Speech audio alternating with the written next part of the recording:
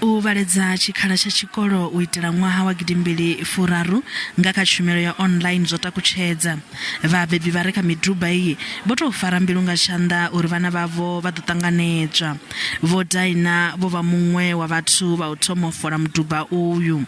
I'm scared because I know last time it was complicated for the other parents, but I believe for me it will be easier like this. Naho huri boraphela bo vana fulufhelo vhukuma uri u fhinduwa havho hu ḓo vha vhuyedza nanga murahu ha iri dzi hovelela mbili mubebi ava vho vha sa thuwana thuso izwo zwi khou vha vhiledza vhukuma. I'm starting to get sick. I'm starting to feel dizzy, but they are still helping me to find some school. What are they telling you is going on?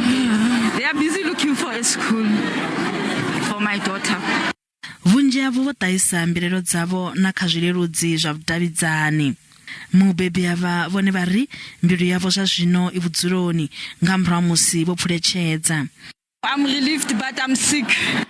Naho tshumelo iyi ya nwalisa vhana nga kha online i tshi khou livhana na dziṅwe khaedu, vha muhasho vha ri vho no ṱanganedza khumbelo dza tshivhalo tsha zwigidi zwipaḓaho 4. We started late, I must be honest, I must apologize. I'm told we overloaded the GPS system as well as the location system where parents need to pick up school. Our technicians have just resolved it. The first SMS have gone through.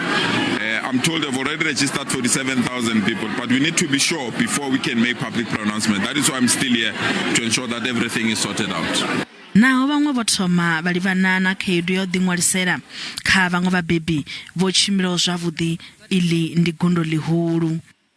Go sepetse shintle ke feditse go apply ga ile ke kgotsofetse go applyela le ngwana ka mo grade 1 for next year. It's my second time.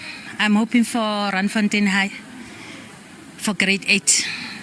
Tshumelo iyi ya u ḓiṅwalisela i khou ḓo bvela phanḓa u swika vhusiku kati nga ḽa 19 ḽa ṅwedzi wa Ṱhangule.